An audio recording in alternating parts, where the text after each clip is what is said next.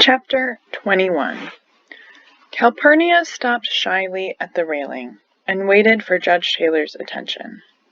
He saw her and said, "It's Calpurnia, isn't it?" "Yes, sir," she said. "Could I just pass this note to Mr. Finch, please, sir? It hasn't got anything to do with the trial." Atticus read the note, and it was from Aunt Alexandra. It said that his children were missing. Mr. Underwood spoke up and said, "I know where they are, Atticus. They're right up yonder, in the colored balcony. Been there since precisely 1:18 p.m. Our father said, "Jem, come down from there." We made our way down the balcony. Atticus and Calpurnia met us at the bottom. Jem was jumping with excitement. "We've won, haven't we?" "I've no idea," said Atticus shortly. "You've been here all afternoon? Go home with Calpurnia and get your supper, and stay home." "Aw, Atticus, let us come back," pleaded Jem. "Please, let us hear the verdict. Please, sir." "The jury might be out and back in a minute. We don't know." "Well, you've heard it all, so you might as well hear the rest. Tell you what, you all can come back when you've eaten your supper. Eat slowly, now. You won't miss anything important. And if the jury's still out, you can wait with us. But I expect it'll be over before you get back." "You think they'll acquit him that fast?" asked Jem. Atticus opened his mouth to say something and closed it again.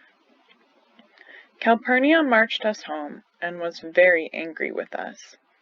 She was upset that we were missing and that we were at the trial listening to all that was going on.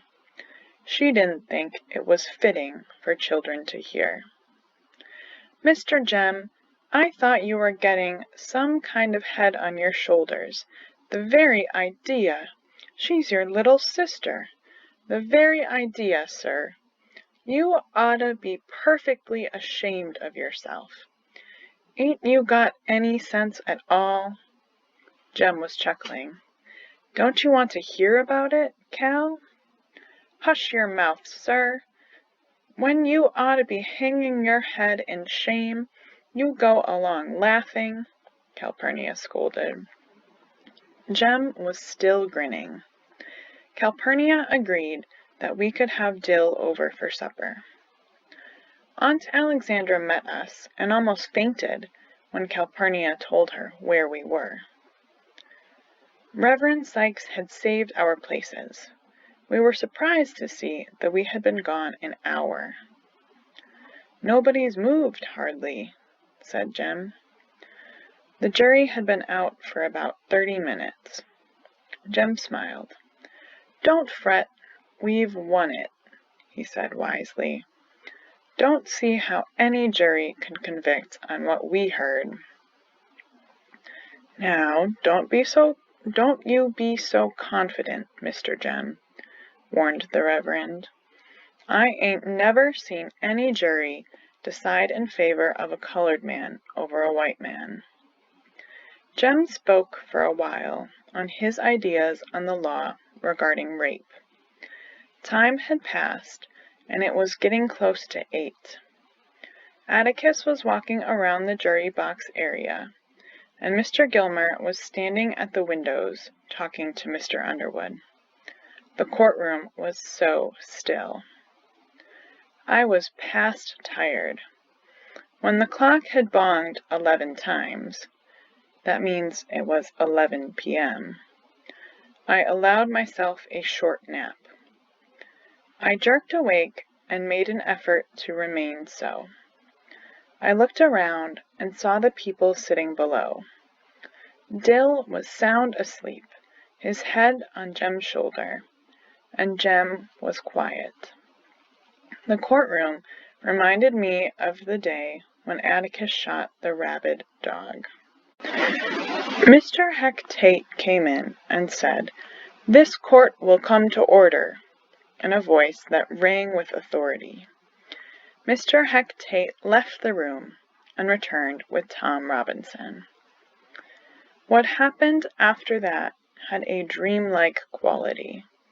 In a dream, I saw the jury return, moving like underwater swimmers, and Judge Taylor's voice came from far away and was tiny.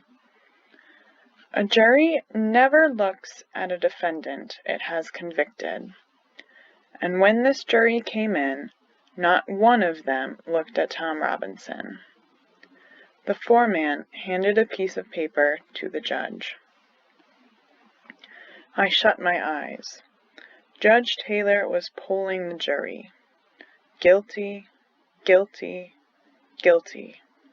I peeked at Jem, and his hands were white from gripping the balcony rail, and his shoulders jerked as if each guilty were a separate stab between them.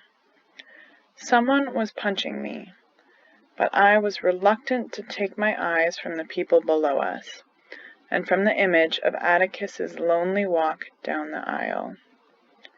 Miss Jean Louise? I looked.